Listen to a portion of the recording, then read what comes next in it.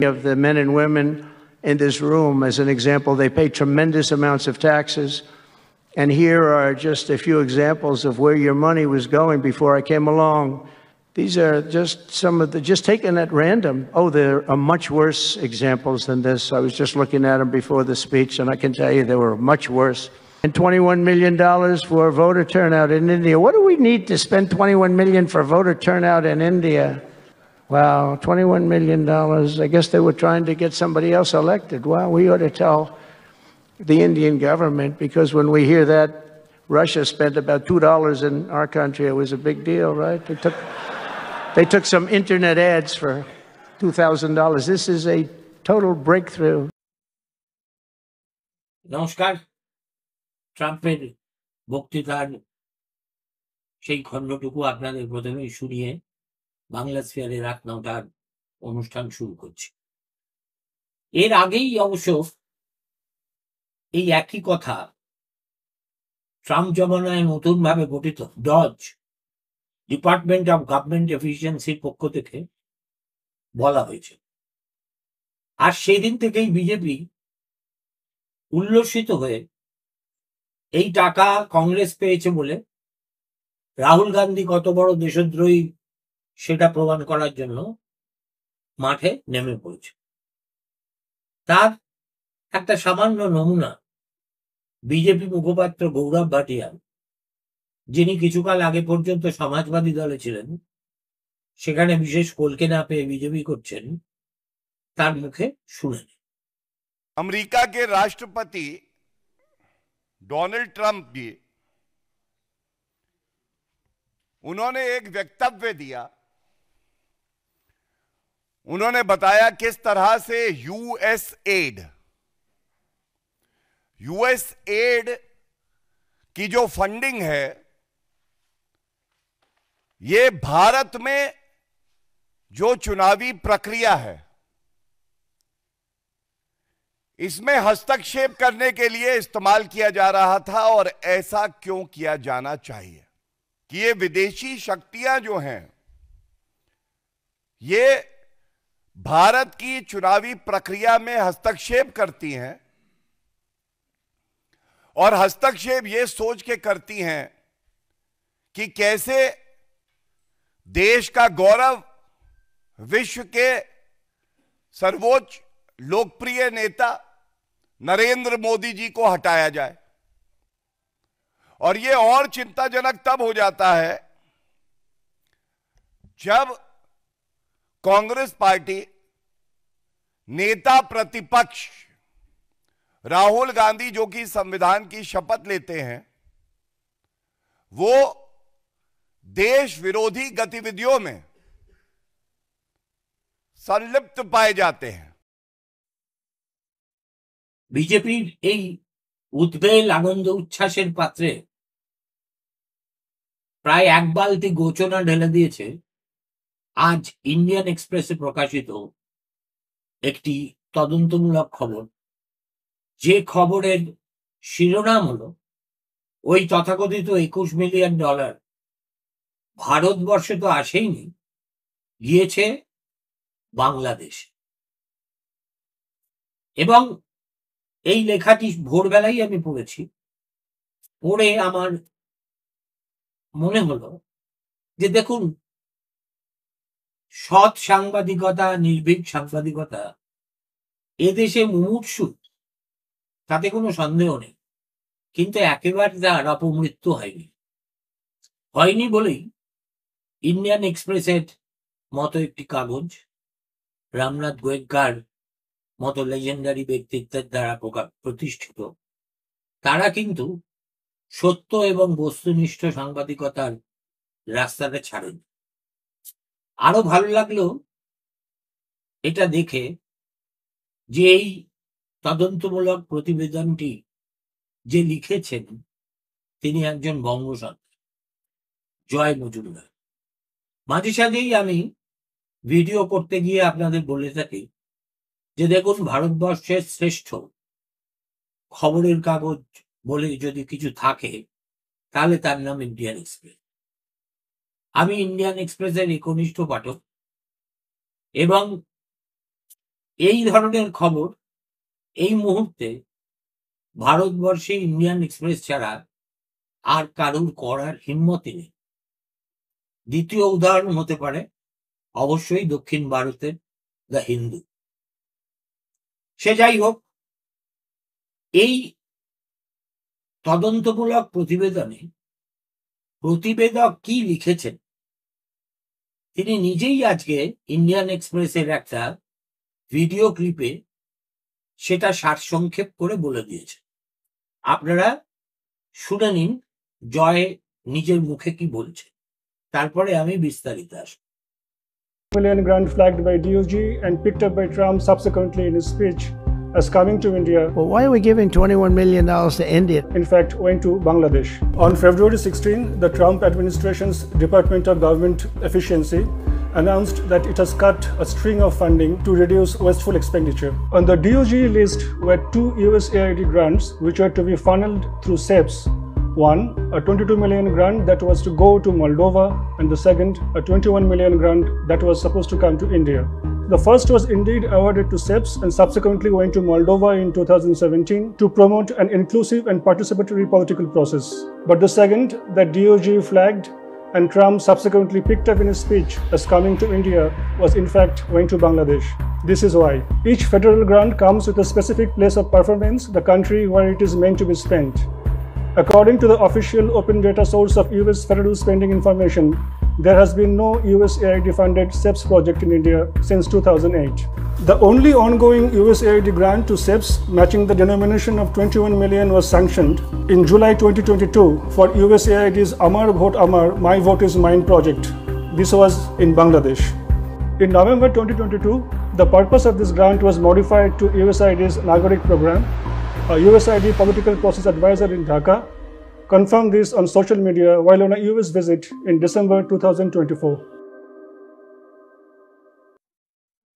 Indian Express পাশা উল্টে দিয়েছে দেখে এবার উল্লাস কংগ্রেস শিবিরে। দলের সদর কার্যালয়ে বসে মুখপাত্র পবন খেরা আজকে এক হাত নিলেন বিজেপিকে গত কয়েকদিন ধরে তাদের বিরুদ্ধে লাগাতার অপপ্রচার করার অভিযোগ তুলে। শুনুন তিনি কি বলেছেন। पिछले एक हफ्ते से एक कहानी चलाई जा रही है कि यूएस एड भारत में नरेंद्र मोदी जी को डिस्टेबलाइज अस्थिर करने के लिए $21 मिलियन दिया। भाई कहां है आपके डोवल साहब, कहां है आपकी आईबी, कहां है आपकी रॉ? ये तो विश्व गुरु हैं, ये तो यूक्रेन से लेकर और पता नहीं कहां पूरे विश्व में जाकर तिकड़ में लगाते हैं। कभी सुनते हैं विदेशों में कुछ कर दिया कांड, कई कई तिकड़ में लगा रहे होते हैं। तो जब इतनी तिकड़ में आप विदेशों में लगाते हो, आपके देश में $21 मिलियन आया, तो ये तो आपके चेहरे पे तमाचा है। क्यों आने दिया आपने? फिर बोलते नहीं नहीं नहीं, 2012 में जब यूपीए की सरकार थी तब आया था। तो 14 का रिजल्ट जो आपका पक्ष में आया, क्या आप उस पैसे से जीते? এবার প্রশ্ন হলো সত্যি কথাটা বলছেন কে, ডোনাল্ড ট্রাম্প না ইন্ডিয়ান এক্সপ্রেসের প্রতিবেদক? দেখুন, কাগজে কলমে এমন অসম প্রতিদ্বন্দ্বিতা সচরাচর আমরা দেখিনি। তবু আমাকে যদি জিজ্ঞেস করেন, আমি বলবো ইন্ডিয়ান এক্সপ্রেসের রিপোর্টটি ট্রাম্পের ওই ক্যাজুয়াল একটা রিমার্কের তুলনায় অনেক বেশি বিশ্বাসযোগ্য। প্রথমত, ডোনাল্ড ট্রাম্প তার প্রচুর বিত্ত আছে, ধনকুবের হিসেবে তার জুড়ি আমেরিকায় হয়তো কমই আছে, কিন্তু বিদ্যা, বুদ্ধি, ইতিহাস চেতনা এইসবের ব্যাপারে তার মাথার খুপড়িতে গ্রে ম্যাটার খুব একটা আছে বলে তার ঘনিষ্ঠ বন্ধুরাও দাবি করে। ডোনাল্ড ট্রাম্প এই সেদিন পর্যন্ত জানতেন না পার্ল হারবারে কি হয়েছিল। এছাড়া তার প্রথম দফার প্রেসিডেন্ট কালে এবং দ্বিতীয় দফার এই 1 মাসে তিনি এত আবোল তাবোল কথা বলেছেন এবং একেবারে অবলীলায় মিথ্যা কথা বলার যে ট্র্যাডিশন প্রথমবার শুরু করেছিলেন সেই ট্র্যাডিশনে অবিচল আছেন, যে তার ওই যে মায়ামিতে দেওয়া বক্তৃতায় ভারত সম্পর্কে তার কথাটা খুব একটা গুরুত্ব দেওয়ার কোনো মানে আছে বলে আমি মনে করি না। কেননা তিনি এই কথা বলার আগে আপনারা লক্ষ্য করবেন বা শুনবেন, তিনি বলেছেন, আই ওয়াজ জাস্ট শোন দ্য ফিগার্স। একটা ইউএসএড এর মতো সংস্থা যারা $586 মিলিয়ন বিশ্বের বিভিন্ন দেশে ব্যয় করে, সেখান থেকে 21 মিলিয়নের যে তত্ত্বটা, সেটা সঠিকভাবে তিনি দেখেছেন কিনা বা পড়েছেন কিনা বা বুঝেছেনই কিনা তা নিয়ে যথেষ্ট সন্দেহ আছে। এবং আমি খুব যথেষ্ট প্রত্যয়ের সঙ্গে কথা বলতে পারি যে আগামী দিনে প্রমাণিত হবে যে ট্রাম্প এই তথ্যটা একটু ভুল করে বলে ফেলেছে।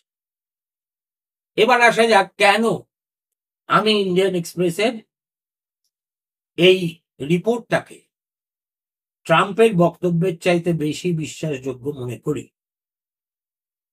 দেখুন, এখানে একটা প্রথমেই কথা বলা দরকার, 2024 সালের ডিসেম্বরে লিঙ্কডইনে এই ইউএসএড এর টাকা যে তারা পেয়েছেন 21 মিলিয়নই, সেটা প্রথম প্রকাশ্যে নিয়ে এসেছিলেন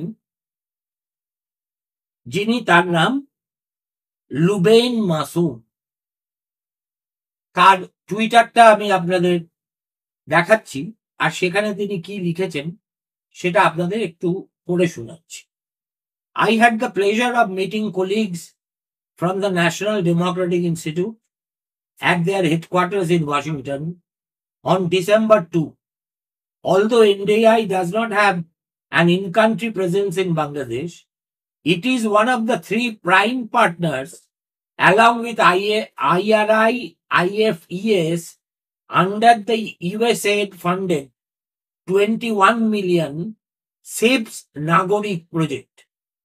NDI is recognized globally for its work in advancing democracy and governance.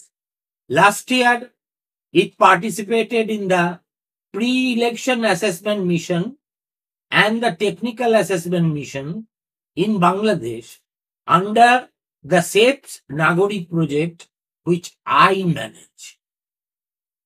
তার মানে এই টাকার প্রাপক যিনি এবং যার মাধ্যমে এই টাকা নির্বাচন সংক্রান্ত 3টে প্রজেক্টে ব্যয় হয়েছে, স্বয়ং তিনিই বলছেন যেই টাকাটা $21 মিলিয়ন ইউএসএইড এর মাধ্যমে পেয়েছে বাংলাদেশ। এখন দেখুন, এই যে inclusive and participatory political process ইত্যাদি গুরুগম্ভীর কথার আড়ালে আমেরিকা সাহায্য দিয়ে থাকে প্রধানত নিজেদের প্রভুত্ব কায়েম করার জন্য। যেমন $22 মিলিয়ন তারা দিয়েছে মলডোভাকে, এবং শুরু থেকে বলে আসছিল যে $21 মিলিয়ন নাকি ভারতবর্ষে ভোটার টার্ন আউটের জন্য তারা দিয়েছে। এবং যেটা সবচেয়ে লক্ষণীয় সেটা হচ্ছে যে এই ধরনের সাহায্যের প্রত্যেকটিতে একটা করে ফেডারেল অ্যাওয়ার্ড আইডেন্টিফিকেশন নাম্বার থাকে, অর্থাৎ কোন দেশ পেল, কত টাকা পেল, সেই টাকা কি কাজে ব্যয় হলো, এই সব কিছুই জানা যায় এই আইডেন্টিফিকেশন নাম্বারের মাধ্যমে। এই জন্যই ID specific to the grant. This was to run until July 26। এটা 22-এ দেওয়া হয়েছে এবং ঠিক হয়েছিল যে 4 বছর ধরে ইউএসএড বাংলাদেশকে এই টাকাটা দিয়ে যাবে এবং এর মধ্যে থেকে $13.2 মিলিয়ন ইতিমধ্যেই বাংলাদেশ খবর করে ফেলেছে। এখন যেটা আমি প্রথমে বললাম, প্রত্যেকটা ফেডারেল গ্রান্ট কোথায় যাচ্ছে, কারা খরচ করছে, এই সমস্ত কিছু কিন্তু নথিবদ্ধ থাকে। কোন ইউএসএড ফান্ডেড সেপস প্রজেক্ট কিন্তু ভারতবর্ষে 2008 সালের পরে আর কখনো হয়নি। যে এই মুহূর্তে তার মানে the only USAID grant to CEPPS matching the denomination of 21 million and the purpose of voting was sanctioned with Federal Award Identification Number such and such in July 22 for USAID's Amar Vote Amar, My Vote is Mine. This is a project in Bangladesh. November 2022 এরা কি করলো? The purpose of this grant modified to USAID's নাগরিক কর্মসূচিতে পর্যবসিত হল। একজন এই যে ইউএসএইড ফান্ডিং নিয়ে যারা ডিল করেন বাংলাদেশে, তিনি সোজাসুজি ফেসবুকে এই হাসিনার পতনের পর তিনি লিখেছিলেন যে USAID funded 21 million project which I manage. এটা লিখে তিনি বলেছিলেন, hello Bangladesh, this is not a spring revolution. আমি সেই কথায় পরে আসছি। এরপরে যেটা দেখা যাচ্ছে যে এই যে 21 মিলিয়ন গ্রান্ট, সেটাকে 6টা সাব গ্রান্টে ভাগ করে দেওয়া হল। তার মধ্যে 2টো গ্রান্ট দেওয়া হলো সেপস এর member organisation International Foundation for Electoral Systems, এটা গেল 1 নম্বর, ইন্টারন্যাশনাল রিপাবলিকান ইনস্টিটিউট সংক্ষেপে IRI, এবং শেষটি হলো ন্যাশনাল ডেমোক্রেটিক ইনস্টিটিউট NDI, যার কথা ওই বাংলাদেশি ভদ্রলোক লিঙ্কডইন পোস্টে নিজেই লিখেছে। এখন এই যে IFES যে প্রজেক্ট, এদের হেডকোয়ার্টার হচ্ছে ভার্জিনিয়ার আর্লিংটন, আর IRI NDI এর হেডকোয়ার্টার হচ্ছে ওয়াশিংটন DC।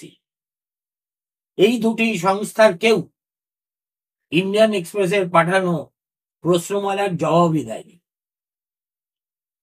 2024 সালের 11ই সেপ্টেম্বর, মানে শেখ হাসিনার বিদায় নেওয়ার প্রায় মাসখানেক, কেন মাস তার চাইতেও বেশি সময় পরে, the micro governance research MGR programme of the University of Dhaka and MGR's director associate Ainul Islam posted 2 near identical messages on Facebook and LinkedIn under the header, "It is not suddenly spring, hello Bangladesh 2.0." এবং তিনি কি বললেন? তিনি লিখলেন যে 544টি যুবকদের নিয়ে অনুষ্ঠান এবং প্রোগ্রাম গোটা বাংলাদেশ জুড়ে বিবিধ বিশ্ববিদ্যালয়ে অনুষ্ঠিত হয়েছে 2 বছর ধরে, এবং তার ঘোষিত লক্ষ্য ছিল যে যুবদের মধ্যে থেকে যাতে গণতান্ত্রিক নেতৃত্ব উঠে আসে এবং যাতে নাগরিক সক্রিয়তা বাড়ানো যায় সেই জন্যই এই কর্মসূচি চালানো হয়েছে। 10,264 জন এখানে পার্টিসিপেট করে এবং 170টা ডেমোক্রেটিক সেশন হয় আর 221টি অ্যাকশন প্রজেক্ট এই সময়ের মধ্যে তৈরি হয়ে। এই ভদ্রলোক ইসলাম তিনি পরিষ্কার স্বীকার করে লিখেছিলেন, all these were possible with the generous support and partnership from the IFES and USAID Bangladesh under the Nagorik program. Islam, a senior consultant with IFES, in December 24, he became the founding director of Applied Democracy Lab, established at the University of Dhaka with the support from USAID. এরপরে জানুয়ারি, এবছর 8ই জানুয়ারি, যখন এই টাকা আর পাওয়া যাবে না বলে বোঝা গেল এবং সব দোকান বন্ধ করে দেওয়া হলো, তখন ইউএসএড, বাংলাদেশের যে ইউএসএড সংস্থা, তারা ফেসবুকে লিখলো, excited to partner with the University of Dhaka to unveil the new Applied Democracy Lab. একটা ল্যাব তৈরি করে দিয়ে গুড বাই বলে তারা বাংলাদেশ থেকে চলে এসেছে। ইসলামকে টেলিফোনে যোগাযোগ করেছিল ইন্ডিয়ান এক্সপ্রেস এবং তিনি পরিষ্কার করে বলেছেন, এই যে নাগরিক কর্মসূচিগুলো, এগুলো ইউএসএড ফান্ডেড, তাতে কোনো সন্দেহ নেই। আর এই যে হঠাৎ করে ডজ এই যে সমর্থন, আর্থিক মদতটা বন্ধ করে দিল, সে প্রসঙ্গে ইসলামের বক্তব্য যে এটা তো একটা দুর্ভাগ্যজনক ঘটনা বটে, তবে আমরা আশা করছি এই যে আমরা একটা ল্যাবরেটরি তৈরি করতে পেরেছি ইউনিভার্সিটির ভিতরে, সেটা আমরা চালিয়ে যেতে পারবো বলে আমার আশা। এটা তো গেল ফেসবুকে তিনি লিখেছেন। আর লিঙ্কডইনে তার পেজে তিনি কি লিখলেন, যে USAID's নাগরিক programme in setting the stage for political change in Bangladesh. It may not be right to directly link the two. I played a small role on behalf of IFES in creating democratic awareness among students, but the main component of the Nagorik program was carried out by IRI and also India. তো এই যে ভদ্রলোক, যার প্রথমেই টুইটটা দেখালাম, যে political process adviser in Dhaka, লুবেন চৌধুরী মাসুদ, তিনি একদম টাকার অঙ্কটাও কনফার্ম করে দিলেন, আমেরিকাতে বসেই জানিয়ে দিলেন $21 মিলিয়ন তারাই পেয়েছে। এবং এই যে প্রজেক্ট বাংলাদেশ, তার উদ্দেশ্য কি ছিল তা পরিষ্কার। এবং এই রিপোর্ট পড়ার পরে ক্ষমতাচ্যুত হওয়ার আগে ঢাকাতে বসে শেখ হাসিনা আমেরিকার বিরুদ্ধে যে তোপ দাগতেন, এখন মনে হচ্ছে তার যথেষ্ট সারবত্তা ছিল। প্রথম কথা, 15 বছর ধরে বাংলাদেশে নির্বাচন করতে না দেওয়ার কারণে গণতন্ত্রের স্বঘোষিত অভিভাবক আমেরিকা এবং ইউরোপিয়ান ইউনিয়নের দেশগুলি বাংলাদেশে এবার অন্যবারের তুলনায় অনেক বেশি সক্রিয় হয়েছে। বাংলাদেশে নিযুক্ত মার্কিন রাষ্ট্রদূত, তিনি গণভবনে হাসিনার সঙ্গে দেখা করতে গিয়ে প্রস্তাব দিয়েছিলেন যে আপনি একবার খালেদা জিয়ার সঙ্গে বৈঠক করে সমস্যা মিটিয়ে নিচ্ছেন না কেন? হাসিনা এই মন্তব্য শুনে এত চটেছিলেন যে তিনি বলেছিলেন যে আপনার প্রস্তাবটা খারাপ নয়, তবে আপনি একদিন আমেরিকাতে বাইডেন আর ট্রাম্পকে সরাসরি আলোচনার টেবিলে বসান, আমি তার পরের দিনই খালেদা জিয়াকে আলোচনার জন্য আমন্ত্রণ জানাব। মার্কিন রাষ্ট্রদূত একটা পুচকে দেশ বাংলাদেশের প্রধানমন্ত্রী তাকে এইভাবে দরজা দেখিয়ে দিলেন, এটা তার কাছে অপ্রত্যাশিত ছিল। বাইডেন অ্যাডমিনিস্ট্রেশনের সঙ্গে হাসিনা প্রশাসনের সম্পর্কের শীতলতা নিয়ে নতুন করে কোনো কথা বলার দরকারই নেই। হাসিনা যখন IMF এর মিটিং এ জয়েন করতে ওয়াশিংটনে গেছিলেন, সাধারণত শিষ্টাচার, কূটনৈতিক শিষ্টাচার হলো যখন তারা ওয়াশিংটনে অন্য কারণেও আসেন, তখন প্রেসিডেন্ট একবার না একবার তাদের সঙ্গে দেখা করেন। কিন্তু হাসিনার ক্ষেত্রে বাইডেন সেই ঐতিহ্যের ব্যত্যয় ঘটিয়ে তাকে হোয়াইট হাউসে ডাকেনি। তারপর দেশে ফিরে হাসিনা ক্রমাগত বলে গেছেন যে আমেরিকা চায় না আমি ক্ষমতায় থাকি, এবং আমেরিকার মতো একটা বৃহৎ দেশ বাংলাদেশের মতো একটা চুনোপুটিতে দেশকে সেখানে ডিস্টেবিলাইজ করতে তাদের কোনো অসুবিধে হওয়ারই কথা নয়, এবং সেই ডিস্টেবিলাইজেশনের প্রসেস শুরু হয়ে গেছে। হ্যাঁ, হয়তো সেন্ট মার্টিন দ্বীপ নিয়ে হাসিনার বক্তব্যে অতিরঞ্জন ছিল। আমেরিকানরা সেন্ট মার্টিন দ্বীপ পাচ্ছে না বলে, সেখানে তাদের নৌবহর করতে পারছে না বলে হাসিনাকে তারা তাড়াতে চায়, প্রাক্তন প্রধানমন্ত্রীর এই উক্তি ছিল ছেদ। কিন্তু বাইডেন অ্যাডমিনিস্ট্রেশন তলে তলে ইউএসএইড দপ্তরের মাধ্যমে আরো ৩-৪টি সংস্থার মধ্যে অর্থ সাহায্যের সুষম বন্টন ঘটিয়ে এবং বাংলাদেশের ভিতরে যুব সমাজকে আন্দোলিত করার জন্য এতগুলি যে সভা সমিতি করেছে, প্রজেক্ট করেছে, সেটাই তো জুলাই মাসের শেষ থেকে ঢাকার রাজপথে আমরা উত্তাল হয়ে নামতে দেখেছি। দেখুন, একেবারে শুরুর দিকে জজ যখন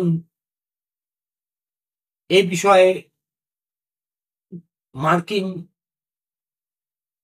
সাংবাদিকদের সঙ্গে কথা বলেছিল, তখন কিন্তু ভারতের প্রসঙ্গ তারা আনেনি। আমি এই বিষয়টি নিয়ে আগামীকাল কথা বলবো, কেননা ফক্স নিউজের একজন দাপুটে অ্যাঙ্কারের সঙ্গে এই জজের একজন কর্মকর্তার আলোচনার বিবরণ শুনলেই আপনারা বুঝতে পারবেন what role this so-called US aid played in the ouster of Hasina. সুতরাং বিষয়টা যখন আমাদের নিয়েই নয়, বরং আমাদের প্রতিবেশীদের নিয়ে, এবং একটা মস্ত বড় ষড়যন্ত্রের তত্ত্ব ইউএসএড এর দেওয়া তথ্যের ভিত্তিতে পরিষ্কার হয়ে যাচ্ছে, তখন আমার ধারণা অযথা নিজেদের মধ্যে কাদা ছোড়াছড়ি না করে বিজেপি এবং কংগ্রেস উভয়েরই উচিত হবে এই তথ্যের ভিত্তিতে মোহাম্মদ ইউনূসের ক্ষমতায় আসার ব্যাকগ্রাউন্ডটা গোটা বিশ্বকে জানানো। নমস্কার, ভালো থাকবেন, আবার ফিরবো রাত 10টা।